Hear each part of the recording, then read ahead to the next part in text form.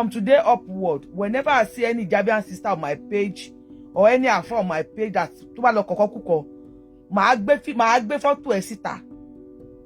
Màá post photo ẹ̀ síta. And no, ẹ máa pè mí lẹ́yìn, madam ẹ jọ̀ọ́ má bínú, mi ní yọkù o. Everybody gbogbo ẹ̀yin Alfa yẹn ẹ sokùn sáwọn wèrè tẹ́ da òṣùkábò lórí. Ẹ sokùn sí wọn lọ́rùn o. People are hearing me. They look irritating to me. Kí wọ́n jọ, kí wọ́n follow me. Or else, any ẹlẹ́hà tó bá kọ anything lórí page mi, tó bá fi bú mi, gbogbo Alfa wá tó bá wà ní page ẹ̀, màá gbé wọn bọ́ta, màá dẹ̀ tag wọn lórí burúkú. So if you are doing wasi, tell anybody that come to your wasi, don't go to Yoruba Wuyi page. I am ọmọ èṣù. Ọmọ kí ni mo pè mí? Ọmọ èṣù, original, confirm ọmọ èṣù. Ọmọ èṣù ni mí. Ẹ má wá sí page mi o. Tẹ́ bá dẹ̀ fẹ́ bẹ̀rẹ̀ again, èmi ò kí ṣe ta lọ́lọ́run o, tí bá bẹ̀rẹ̀ pẹ̀lú yín tí yín máa padà ta mọ́ mi lọ́wọ́ ni. All these elehas, leave my page. Ẹ fẹ́ sórí burúkú ni, àbí kò fẹ́ dá fáwọn tó kọ yín kéwú ni. Ẹ̀yin tèmi, Yoruba Wuyi má bínú tán báyìí o lórí ọ̀rọ̀ Yorùbá Nation àti olóyè Sunday Igboho. Ó ti wá fi ohun tó lágbára gidi gan ránṣẹ́ báyìí sí Mewolaka àti àwọn oníjàábù tí wọ́n ti ń pa irọ́ oríṣiríṣi mọ́ lórí ẹ̀rọ ayélujára. Ó sì pe gbogbo àwọn Alfa Mùsùlùmí wípé kí wọ́n bá àwọn ìyàwó wọn tó ń lo ìjàábù sọ̀rọ̀ ká má gbé ìwà burúkú wọn dé sàkání òun o. Ó nítorí bí bẹ́ẹ̀ kọ́ ó ní tí gbogbo wọn bá pé wá ó ní wọn ò ní pé lọ. Ẹ̀yin tèmi ṣe ìwà rí wípé èyí tá a tún mú wá fún yín lọ́tẹ̀ yìí ọ̀rọ̀ tó lágbára tó sì gbẹnu tán ni. Ẹ máa bá mi kà lọ.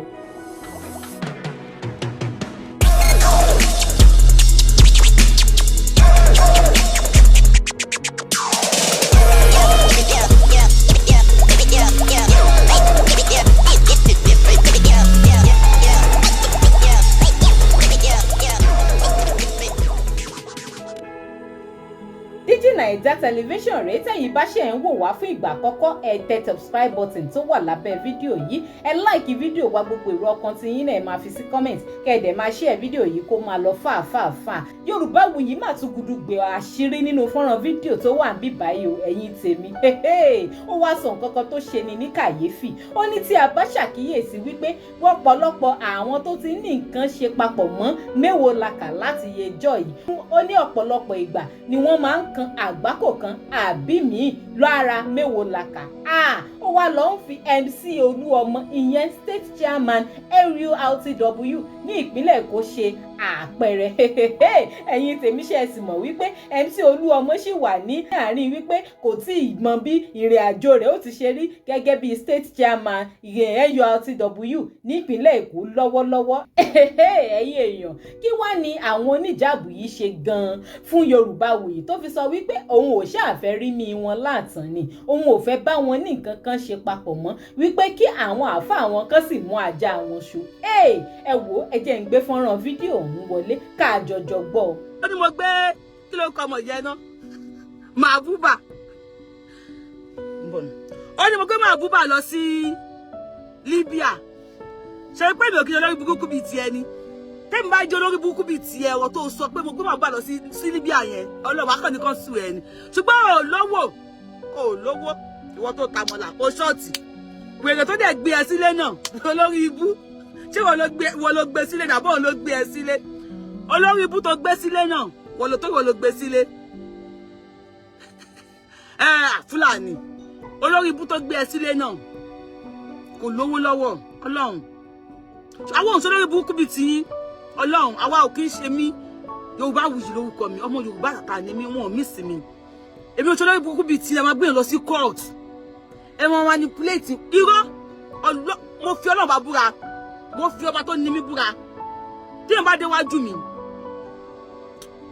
kó má fi nǹkan kan sórí kó kàn wá neutral bóyá ó ń ṣẹ̀sìn o bóyá kò ṣẹ̀sìn o àbí kó kàn wé scarf àbí kàn dé fìlà tó bá wá síwájú mi tó bá sọ̀rọ̀ mẹ́wàá mo ready àti listen sí mẹ́wẹ̀wá then I will digest sọ̀rọ̀ tó ń sọ yìí bóyá òótọ́ ni àbí irọ́ ni ṣùgbọ́n mo fi ọba tó ní mí búra tí yóò bá lo ìjáàbù déwájú mi mo fọlọ́ ọ̀bà tó ní mi mo fi tó ti máa jáde láyé mo fi búra tí wọ́n bá lo ìjáàbù déwájú mi kó tó sọ ọ̀rọ̀ ẹyọ kan mo ti pẹ́ pé gbogbo tó fẹ́ sọ irọ́ ni yes kó tó sọ ẹ̀rọ ẹyọ kan gbogbo tó fẹ́ sọ mi ti gbà pé irọ́ ni wo ìyá Mariam tó kọ́kọ́ parọ́ mọ́ mi pé yóò parọ́ mọ́ yan irọ́ tó kọ́ǹk tó dẹ̀ dúró tíyàn lójú yẹn pé irọ́ ni tó dẹ̀ dúró pé tíyàn lójú yẹn báyìí ìyá Mariam Àlàáfíà street ló ń gbé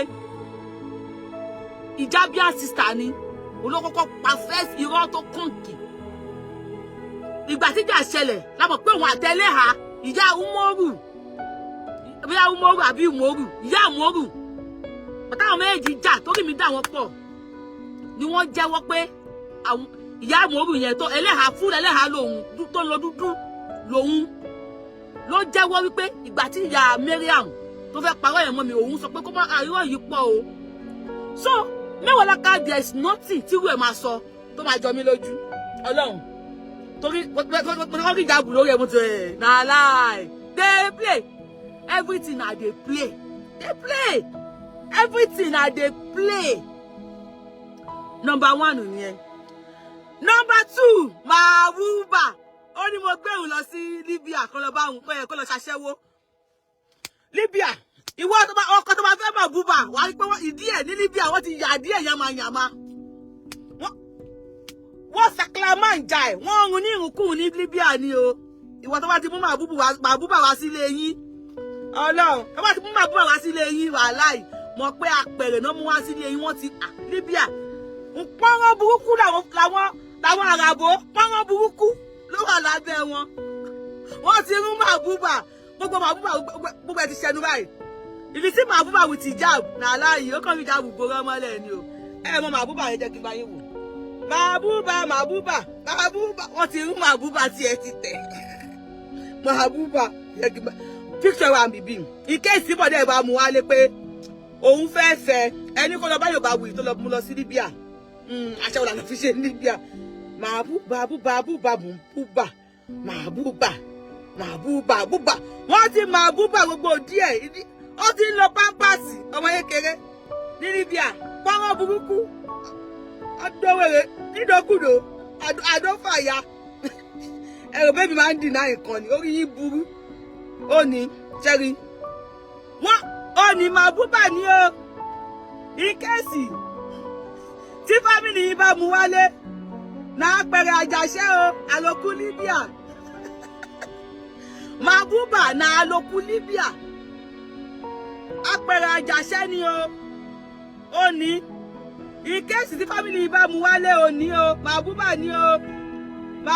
ní o apẹ̀rẹ̀ àlòkù Libya wọ́n ti ọlọ́mọdún 14 mo mú un lọ sí Libya bẹ́ẹ̀ bó ṣe kí kankan lóye sọ yẹn ọmọ tí wọ́n ti ń rún látọmọdún 14 báwo la bẹ́ẹ̀ ṣe máa rí a ti máa ṣẹpẹṣẹpẹ a ti máa yẹmẹyẹmẹ a ti máa pẹnkẹlẹ nẹ́ẹ̀sì Mawuba nìyẹn ó ní mo mú un lọ sí Libya ìtítẹ́mi àgòdì náà sùn mi Mawuba tó bá sùn mi kò ní da fún ìyá ẹ̀ ó ní mo gbé lọ sí Libya sùn mi.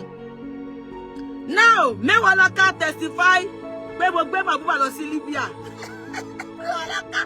sọ fún àwọn èèyàn pé Mawuba ní kọ́kọ́ ni mo mú lọ even ìwọ fúnra rẹ̀ Mawuba Mewolaka ọmọ Láfàṣàkí even ìwọ fúnra rẹ̀ mo mú ẹ dání pẹ̀lú Mawuba ẹjọ́ lápò ara yín ni Mewolaka jẹ́wọ́ fún gbogbo ayé Mewolaka jẹ́wọ́ fún ayé pé ìwọ àti Mawuba ni mo lọ fi gbé aṣaṣẹ́wó ní Libya wọ́n jọ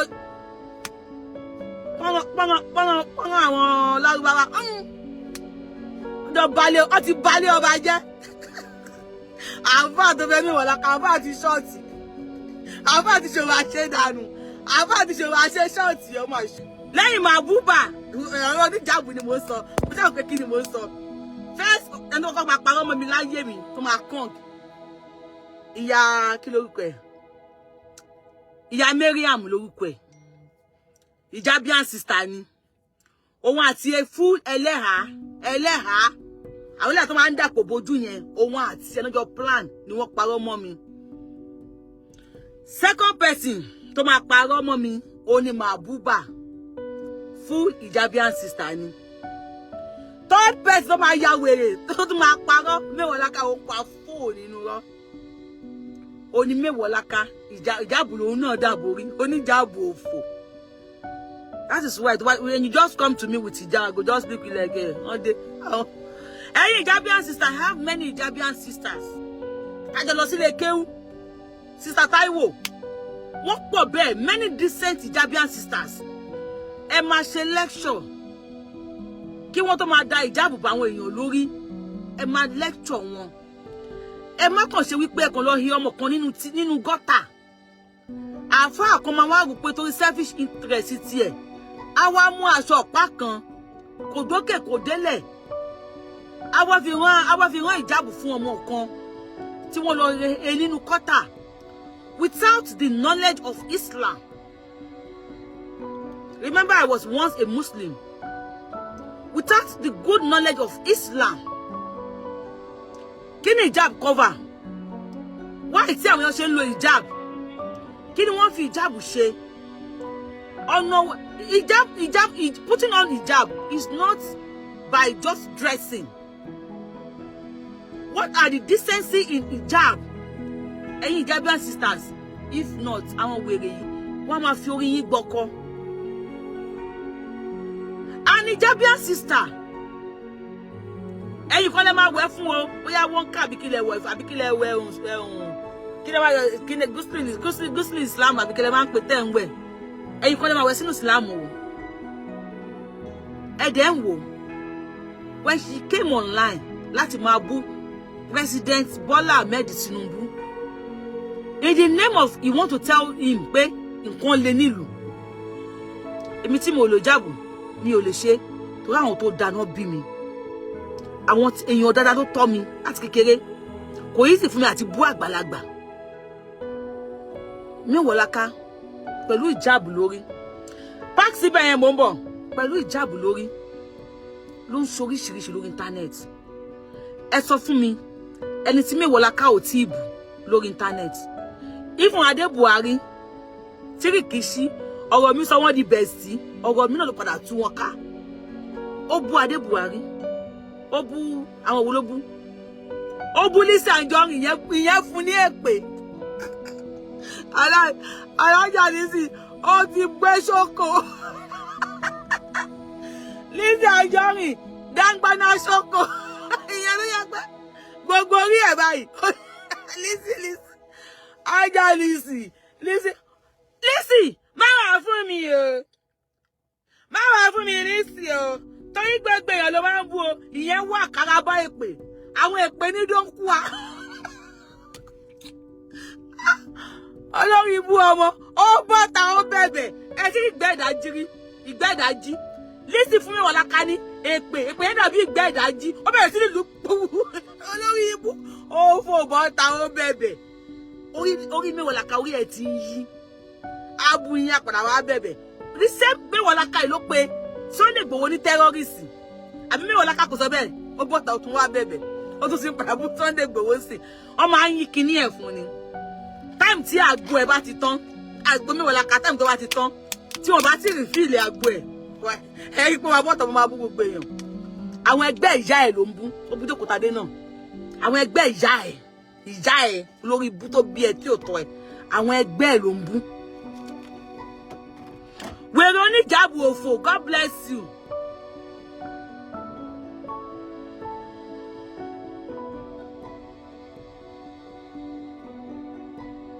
Wàláì wèrè orí ẹ̀ tún ti bẹ̀rẹ̀ o. Wàláì wèrè orí Mewolaka tún ti bẹ̀rẹ̀ Ọlọ́run. Wèrè ẹ̀ tún kí ni ẹ̀ máa ń jajẹ ni? Èèyàn kan wá sọ fún mi pé tí mi mọ̀ pé 29 February tó lọ yìí. February yẹn oṣù yẹn lé. Ó jajẹ Mewolaka. Mi tètè rí ṣó ẹ ni o. Mi tètè rí. Ìsìn ìgan mo fọlọ́ bá bu ẹ̀ tí mo gbọ́ ń bẹ̀. Kò pé 2 minutes. Mo kàn súnmọ́ ájú báyìí. Yọkọ́ sẹ́ǹdẹ̀ tí mo kàn súnmọ́ ájú báyìí. Láàrin Abíọ́lá kí n tì ẹ́ lórí. Láàrin Abíọ́lá ò lè pè ìyá ìwèrè ìyá ìṣòbò ló fún o lè pè lórúkọ. Ó pẹ́ gbá àwọn ọmọ mi ẹ̀ lórúkọ gbogbo. Lérò pampasì. Ẹ̀yin àfáà